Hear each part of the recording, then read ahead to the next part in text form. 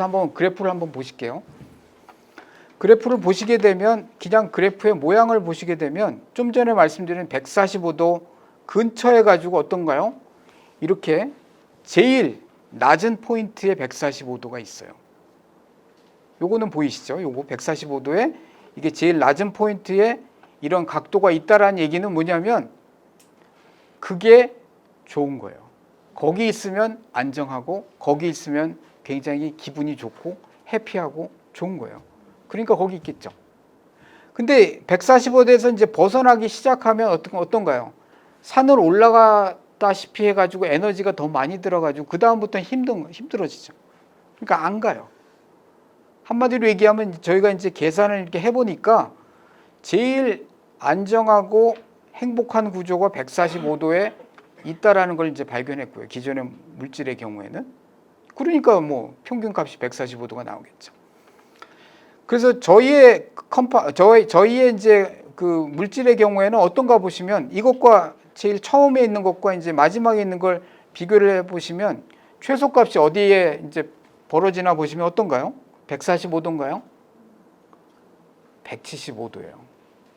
175도라 얘는 안정한 영역이 그전과는 이제 달라진 거죠. 그러니까 그전과 달라지니까 얘가 이상한 구조로 이제 가는 거라는 거를 저희가 발견했어요. 그러니까 자연은, 그래서 저는 어떻게 생각하냐면 자연은 굉장히 게으르다. 굉장히 게으르고 가능한 한 힘을 안 쓰는 방향으로 가는데, 그러면 저희는 어떻게 하냐면 게으른 애들을 잘 고르면 된다는 거죠. 게으른 애를 잘 고르면 엉뚱한 구조도 만들 수 있구나라는 걸 제가 이제 알았다라는 얘기가 되겠습니다. 그래서 처음에는 벌집으로 시작해가지고요, 이제 여기까지 간 거죠. 그래서 왜 우리가 만들 수 있었는지에 대한 이제 답을 주고, 이 스토리는 이제 마무리가 됩니다. 좀 전에 제가 말씀드린 내용은 이제 에너지에 대해서 말씀드렸잖아요. 에너지를 여러분들이 이해하시는 방법은 이건 그냥 돈이라고 생각하시면 돼요. 화폐 단위, 원, 달러 뭐 이런 식으로 화폐 단위다라고 생각하시면 제일 이해가 쉽습니다. 그래서 만약에 어떤 사람과 어떤 사람이 이제 거래를 하는데, 두 사람이 있어서 거래를 하는데 둘이 같이 일하는 경우를 한번 생각을 한번 해볼게요. 둘이 동업을 하는 경우를 한번 생각해 보도록 하겠습니다. 그러면 동업을 할 때 어떤 경우에 동업을 할 수 있을까요? 예를 들자면 이 사람이 내가 100만 원이라는 돈을 가지고 있고 또 이 사람도 100만 원이라는 돈을 갖고 있는데 우리 둘이 같이 일하니까 100만 원이라는 돈을 이용해 가지고 우리가 50만 원을 벌 수 있다라고 하면은 누가 할까요? 안 하겠죠. 100 더하기 100인데 50이 되면 누가 같이 동업을 하겠습니까? 안 할 거예요. 하실 분 혹시 있으신가요? 하시면 안 됩니다. 사기입니다. 그래서 절대 하시면 안 되고요. 그래서 결국은 이렇게 동업하게 되는 계기는 최소한 200보다는 커야 하게 되겠죠. 이게 자연에서 벌어지는 이치입니다. 서로 이익이 돼야 돼요. 안 그러면 안 합니다. 그래서 제가 저를 어떻게 생각하냐면 그 주기율표라는 게 있거든요. 주기율표가 생긴 게 이렇게 생겼는데 여기에 보시게 되면 100여 가지의 원소들이 다 있어요. 그 중에 하나가 예를 들자면 우리가 잘 아는 산소도 있고, 그 다음에 이 옆에 산소도 있고, 이 옆에 질소도 있고, 여러 가지 원소들이 다 있거든요. 그래서 저는 저를 어떻게 생각하냐면 이 주기율표를 마치 화가의 팔레트 있잖아요. 물감들 이렇게 있는.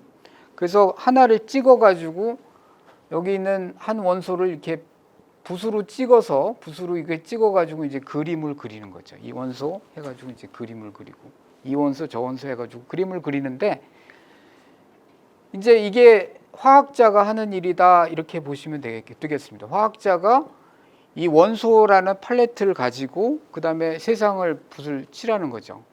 여기는 질소를 써야 돼, 여기는 산소를 써야 돼, 이런 식으로, 여기는 금속을 써야 되고, 이런 식으로 이제 세상을 이제 페인트를 하는 건데요. 페인트를 하기 위해서 이제 필요한 일이 있어요. 제가 좀 전에 말씀드린 대로 세상은 무엇으로 이루어져 있냐면 원자라는 것으로 이루어져 있거든. 원자는 나눌 수 없는 최소한의 단위인 것이 원자인 것이라고 생각하시고 그냥 공처럼 생각하시면 돼요. 작은 레고 공이다 이렇게 생각하셔도 별로 차이가 안 나요. 그냥 공. 근데 그 공의 색깔이 다 다른 거죠. 여기가 다 팔레트로 설명드린 것처럼 어떤 건 빨간 공, 어떤 건 까만 공 이렇게 다 종류가 다른 공이 있다라고 생각하시면 돼요. 그러면 어떻게 우리 몸도 다 원자로 이루어져 있고 원자가 모이면 어떻게 뭐가 되냐면 분자. 제가 계속 말씀드린 대로 분자가 되는데 그러면 원자가 이렇게 공 하나고 분자가 공 두 개라면 어떤 일이 벌어져야 되냐면 공 두 개가 만나서 각자의 공이 만나서 두 개가 여기를 뭐라고 부르냐면 결합이라고 하는데요. 본드라고 결합을 생성해야 돼요. 이 결합은 마치 우리가 같이 동업을 할 때 우리 같이 한번 일해 봅시다라고 하는 그런 악수랑 거의 비슷한 개념이에요. 악수. 같이 한번 일해 봅시다. 우리 한 몸이 됩시다. 뭐 이런 개념인 거죠. 그래서 원자가 있을 때 예를 들면 좀 전에 설명드린 대로 100과 100이 만나가지고 50이 되면 안 되잖아요. 어쨌든 이제 이익이 남아야 되는 거죠. 그래서 100과 100이 만나서 얘가 만들어질 때 한마디로 이익이 남아야 되는데 이익은 사실은 이 돈의 방향과는 조금 다른 건데 사실은 비슷해요. 그래서 제가 좀 전에 보여드렸던 그림에 뭐가 있었냐면 이 Y축이 에너지라고 보는데 이거를 보시는 방법을 제가 말씀을 드릴게요. 어찌됐든 아래로 내려가는 게 좋은 거예요. 아래로 내려가면 행복한 거고 위로 가면 이거는 그냥 별로인 거죠. 그래서 아래로 내려가는 것이 에너지가 낮아지는 것이 이익 보는 방법이에요. 이렇게 우리가 이익 보는 대로 에너지가 낮아져야 된다는 거죠. 위로 가면 안 돼요. 위로 가면 안 되는 것이고 그래서 처음에 만약에 원자 둘이 있을 때의 상태가 만약에 이런 것이라면 둘이 모였을 때 두 가지 가능성을 보여드릴게요. A, 둘이 모였습니다. 그 다음에 에너지가 높아졌어요. 그 다음에 B의 경우에는 둘이 모였는데 에너지가 낮아졌어요. 어디로 가는 것이 좋을까요? B로 가야 됩니다. 에너지가 낮아져야 돼요. 그래서 언제나 이쪽으로 가야 됩니다. 이쪽은 택하지 않아요. 그래서 좀 전에 제가 설명드린 대로 좀 전에 제가 설명드린 대로 사면체가 있고 여기다가 원자를 하나 붙였거든요. 질소라는 분자를 붙여가지고 이 질소 분자와 질소 분자를 또 이었어요.